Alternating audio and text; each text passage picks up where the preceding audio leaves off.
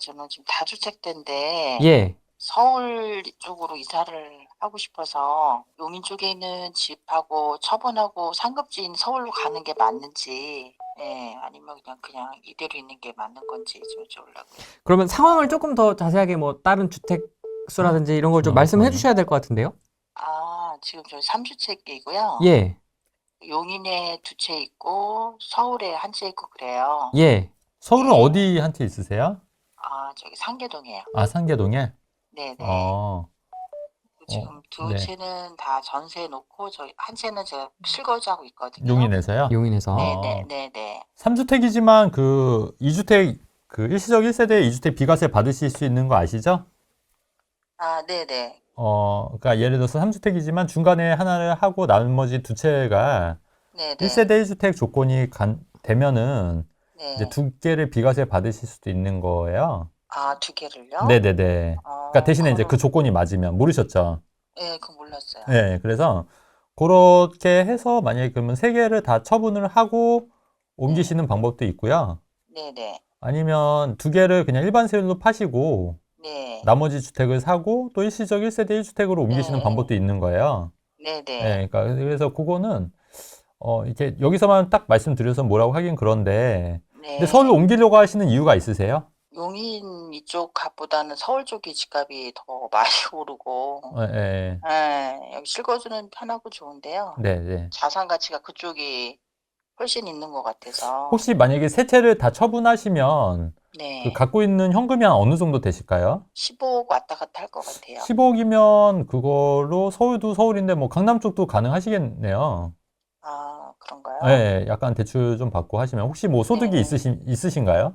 네네. 아, 그러면 서울도 서울인데 뭐 강남 쪽도 뭐 작은 혹시 뭐 가족 구성은 어떻게 되세요? 저희는 지금 다 대학생에다가 직장 다니거든요. 직장은 어디로 다니세요?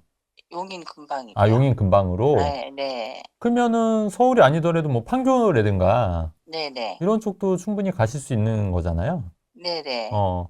근데 이제 3주택보다는 이제 근데 네. 상계동은 재건축 때문에 사셨던 거 아니세요? 그건 아니에요. 그건 아니시고. 네네. 요새 최근에 또 그 추가 분담금 이슈도 있었잖아요. 네. 그 추가 분담금이 이제 5억, 아파트가 5억인데 추가 분담금이 5억이니까 이제 네. 그것도 만만치 않으실 것 같고. 그러면 어차피 다 세 채 다 어쨌든 차익이 있으신 거잖아요. 그쵸? 어, 그러면 아까 제가 말씀드렸듯이 네. 3주택인데 나머지 두 네. 채를 1세대 1주택 비과세로 받을 수 있는 방법이 있을 수가 있어요. 아, 그래서 그거를 한번 연구를 해보세요. 그래서 그거를 하나는 일반 세율로 팔고 나머지 두 채를 비과세 둘 다 받으면 그것도 크잖아요, 사실은. 그쵸? 예. 네. 그랬을 때 세 채를 팔고 뭐 판교라든가 뭐 네네. 강남 쪽이라든가 아니면 뭐 송파구 네. 쪽이라든가 이런 건 네네. 충분히 움직이실 수 있거든요. 아, 예. 그래서 그런 전략으로 하시면 떨까? 근데 일단, 그 전략은 네. 나쁘진 않으신 것 같은데 이제 문제가 뭐냐면 이제 네. 내가 원하는 가격에 팔리냐. 그쵸? 예, 그다음에 그것도, 세금. 세금. 세금. 그러니까 세금은 좀 그거 연구를 좀 하셔야 될 것 같은데. 부채를 조금 정리해서 네. 분당 쪽에 하나 사고 네. 2주택으로 갈까 뭐 그것도 고민했었거든요. 그것도 뭐 나쁘진 않으세요. 그러니까 그건 이제 금액에 그럴까요? 따라서. 아니, 그러니까 네. 제가 뭐 전화로 뭐 여기서 단편적으로 얘기한다고 뭐 결정하고 이러실 건 아닌 것 같고, 그렇죠. 그죠? 예, 그냥 네. 이런 방법도 있다는 걸 제가 이제 참고해서 말씀을 드리는 거니, 이제 네. 거기에 이제 더 살을 붙여서 본인이 네. 더 공부를 하시는 게 맞죠. 그죠? 아, 여기서 뭐 제가 하라고 한다고 뭐 이거 하고 막 이런 건 아니잖아요. 네네. 네네. 제가 신혼부부인데요. 네. 네, 청약을 포기를 했었어요, 한번. 네네. 어디요? 어디? 응. 저 검담 AA21이요. 음, 음, 음. 네. 그래가지고 청약은 지금 재당첨자한테 걸려있는 상태고, 그때 포기했던 이유가 그때 당시에 엄청 아파트 가격이 다 올랐었는데, 제가 이제 이 정도 서울의 가격이 내려왔으면 실거주가 되는 데로 가야겠다라고 생각해서 포기를 하고 실거주 위주로 알아봤었는데, 어, 네. 그 이후에 이제 그 시기 올해 초에도 임장을 많이 다녔는데 네. 제가 전세금이 묶여 있어서 음. 이동을 못했어요, 네네네. 결국에는. 네. 그래서 이제 내년 초에 네. 실거주가 좀 가능한 집으로 옮기고 싶은데 네. 성남 쪽을 좀 보고 있거든요. 성남이요? 네. 아, 네네네. 근데 이제 신축 아파트들은 가격이 네. 제가 그 신생아 특례로 알아보고 있는데 네. 다 9억이 넘더라고요, 거의 네. 다. 네네네. 아니면 작은 평수를 가야 되는데 네. 작은 평수를 가더라도 신축으로 가는 게 맞을지 아니면 네. 그냥 구축으로 가서 84 타입으로 가는 게 좋을지. 자, 일단은 네. 그 검단 당첨되신 게 그 전매 제한이래. 재당첨 제한이 몇 년이에요? 제 기억으로 10년으로 알고 있거든요. 그 10년이잖아요. 그러니까 제 네. 얘기 잘 들어보세요. 재당첨 제한이 없는 지역들이 있어요. 아, 네네네. 그러니까 그런 데는 재당첨 제한이 10년이 상관이 없는 거예요. 그러니까 투기가율지구만 재당첨 제한이 10년인 거지. 지금 아까 말씀드린 뭐 오산 세교라든가 아, 이런 데는 재당첨 제한이 없기 때문에 청약을 넣으셔도 된다는 얘기예요. 아, 그래요? 예, 예. 그래서 1순위가 지금 1년이 넘으셨어요. 청약통장 가입한 지 지금 1년 다시 되셨어요. 그때 당시에 남편 이름으로 청약을 했었고, 네. 제 통장은 따로 있는 상태였는데, 네. 남편은 가입한 지 아직 1년 안 됐어요. 새로 네. 가입한 그 지. 어쨌든 뭐 세대원도 청약이 가능하거든요, 지금은. 네. 그러니까 세대주만 하는 게 아니라 세대원도 가능하고 제가 말씀드리고 싶은 건 뭐냐면 네. 어차피 서울 강남 쪽은 네. 그쪽만 아니면 재당첨 제한이 없는 지역들이 수도권에 널려 있다는 얘기예요. 근데 제가 실거주가 되는 곳을 좀 알아보다 보니까, 네. 제가 지금은 송파에 거주 중이거든요. 아, 네. 네. 네. 송파 이쪽, 강동, 송파, 성남, 위례 이쪽으로 알아보고 있는 게 네. 지금 생활권이랑 잘 맞아서 네네네. 네, 이쪽으로 알아보고 있는데 성남 같은 경우는 네. 대부분 다 그 뭐지? 당해 거주 요건이 있고 막 그러더라고요. 하남도 마찬가지였고. 이제 네네. 그래서 아, 그러니까 제 말은 이게 대부분의 분들이 이런 생각을 갖고 있어서 청약을 이제 포기하시는 경우가 많은데, 네, 근데 실제로 의외로 아까 제가 그 경쟁률 보여드렸듯이 네, 이게 경쟁률 요 정도면 당첨이 됐던 거예요. 그러니까 그러면 경기 지역으로 되실 수 있었던 거예요, 아까. 네, 그러니까 예를 들면, 그러니까 이런 거를 이제 네. 계속 하다 보면 할 수가 있다. 일단은 어쨌든 청약도 전혀 불가능한 건 아니다. 예, 이 말씀을 하는 거예요. 네. 예, 그리고 두 번째는 성남은 어디 구성남 보시는 거예요? 아니면 뭐 산성역이나 뭐 단대나 네네. 신흥역이나 이쪽으로 보고 있었거든요. 근데 네. 나쁘진 않은데 네, 그쪽이 약간 언덕 쪽이 많잖아요. 맞아요. 예, 그런 게 좀 단점이어서 네. 그러니까 자금이 어느 정도 되실지 모르겠지만 차라리 저는 네. 위례 쪽도 나쁘진 않다고 보거든요. 아, 위례 그래요? 쪽, 위례. 근데 제가 네.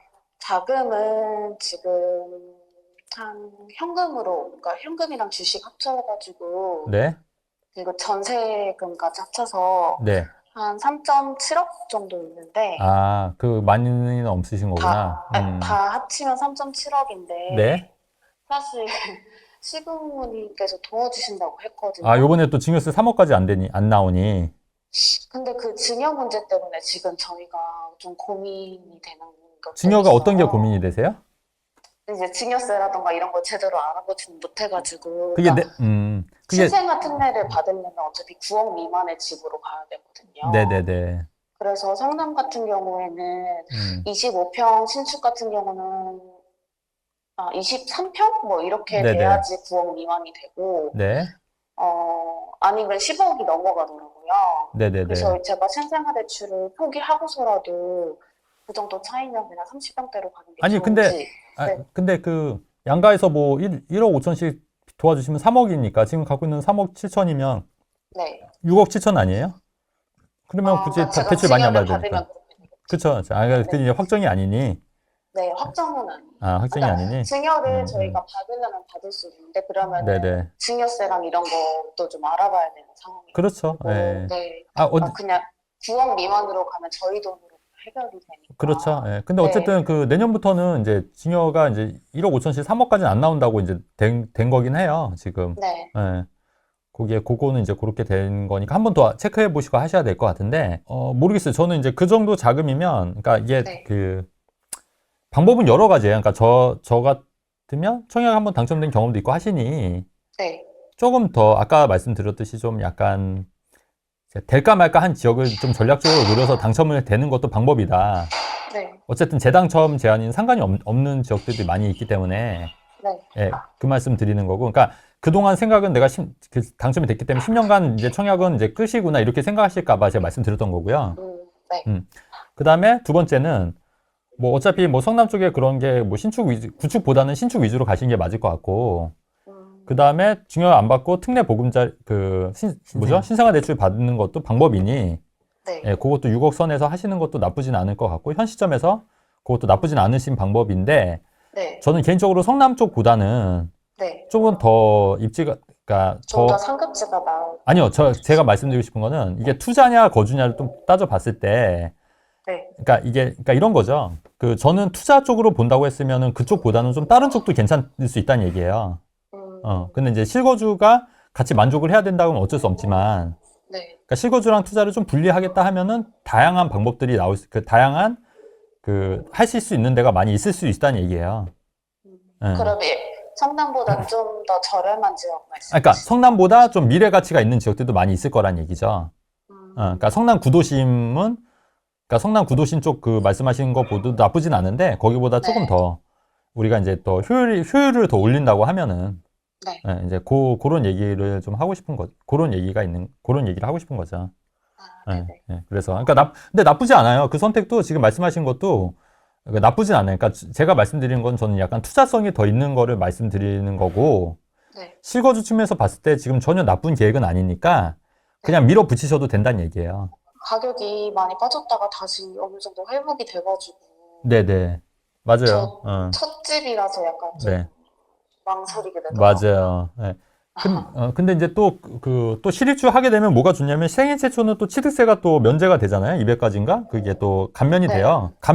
취득세를 감면 받을 수 있거든요. 감면? 네네. 그래서 그런 것도 활용하실 수가 있으니까. 근데 너무 네. 고민하지 마시고 내 집만을 하시는 게 맞아요. 근데 그러면 네. 신생아 대출을 네. 받고 네. 9억 미만이면 작은 집으로 가야 되잖아요. 신축 같은 경우는. 그렇죠. 근데 이제 본인은 좀 네. 더 넓은 데 살고 싶으신 거죠? 근데 아니 사실 근데 가격 차이가 그렇게 크지가 않거든요. 뭐 30평이랑 네네. 1억 정도 나는 것 같은데 네. 사실 그 정도 돈이면은 그냥 신생아 대출을 안 받고 저희가 할 수는 있는데 네. 그거를 포기하고 그냥 8살 타입으로 가는 게 좋은지 아니면 그러니까 그거는 이제 네. 그 아파트 건별로 봐야 돼요. 건별로 비교. 그러니까 이 아파트냐 저 아파트냐. 그러니까 이 아파트 신축이냐 저 아파트 구축이냐 이렇게 비교를 해야지. 네. 예. 그거를 근데 이제 내가 평수는 내가 양보할 수 없다 이러실 수도 있잖아요. 내가 무조건 평수. 그러면 어쩔 수 없는 거죠. 구축으로 가는 거죠. 예. 그러면 신축이 더 낫다고 보시긴 하는 거죠. 저는 원래 스타일이 신축 더 선호하는 편이죠. 왜냐면 그게 그 이유 중에 하나가 이제 다양한 커뮤니티. 네. 예. 뭐 이런 부분이 있고 또 집값 상승 그다음에 높은 전세가율 뭐 이런 게 더 저는 좋다고 생각하기 때문에 신축을 많이 권하긴 합니다. 이게 딱 한 줄로 정리되는 네. 것 같아요. 대출은 저리로 받고 싶고 네네. 면적 큰데이면서 투자 가치도 그쵸. 있고 그쵸. 큰 평수이면서 그쵸. 근데 그러니까 약간 좀 내려놓을 건 내려놔야 될 것 그쵸, 같은 그쵸. 느낌이 맞아요. 좀 드네요. 그러니까 이게 어려워요, 사실은. 이게 결정하기가. 그러니까 이게 보면은 저는 이제 좀 객관적인 입장에서 이제 조언을 드릴 수 있는 거잖아요. 근데 이제 주관적으로 보면은 아까 말씀하신 대로 금리는 낮추고 싶고 좋은 데 가고 싶고 투자성을 이만큼 있고 싶고 근데 이게 다 만족이 되나요? 또 그게 이제 힘든 거죠. 좀 정리를 그래갖고 해주시죠. 오늘 지금 정리? 금리 네. 인하 발표했는데 네. 내년 집값에 저는 조심스럽게 바닥을 찍을 것 같다. 일단은. 그리고 제가 내년 상반기부터 좀 바닥을 찍을 것 같다고 얘기를 했는데 좀 빨라지겠다. 한 보름 정도 빨라졌다. 이 말씀 드리는 거고. 근데 실제적으로 거래는 내년 1월 2일부터 많이 이루어질 거다. 왜냐면 신생아 대출이라든가 이런 게 다 내년 1월 1일부터 적용이 되는 거더라고요. 그래서 아마 연말까지는 또 이제 많이 바쁘고 하니까 실제로 거래가 막 이루어지진 않을 건데 바람은 조금씩 불어오겠다. 이런 얘기를 좀 해드리고 싶고요. 그 다음에 항상 얘기하지만 그래서 이제 잔금 치르시는 분들은 요 고비만 잘 넘기면 좀 괜찮지 않을까. 근데 너무 무리하신 분들은 이제 좀 과감히 손절하는 것도 답이다. 근데 이제 그렇지 않은 분들은 좀 버티셔야 되는 거고. 그래서 그리고 항상 중요한 게 너무 무리해서 투자하지 말자. 왜냐면 우리 부동산이 어떻게 될지도 모르는 거고 항상 또 100% 나오는 건 없잖아요. 제가 또 이렇게 말씀을 드렸는데 나중에 또 바뀔 수도 있는 거고. 근데 이제 방송을 꾸준히 보신 분들은 제 얘기가 어느 정도 정확한지 아실 거예요. 그죠? 그래서 이제 그런 거 참고해서 의사결정하시면은 괜찮지 않을까. 그리고 또 저도 너무 많이 믿지 마시고, 왜냐면 저도 뭐 원숭이가 뭐 떨어질 수도 있는 거고, 뭐 실수할 수도 있는 거기 때문에 네. 어쨌든 참고만 하시고 여러분들 결정하는 거는 여러분들 선택에 의해서 하시는 게 맞다. 이 정도 말씀드리고 싶어요. 알겠습니다. 오늘 전화 되게 많이 주셨거든요. 네. 후반부에. 네, 오늘 통화를 못 하신 분들은 다음번 네, 그럴까요? 할 때 꼭 들어오셔가지고 잽싸게 네. 좀 전화를 해주시면 저희가 또 한번 통화를 이어서 해보도록 하겠습니다. 네네. 그렇게 하시죠. 네네. 이 정도 하겠습니다, 이 정도 하겠습니다. 네. 네. 감사합니다. 고맙습니다. 네. 네.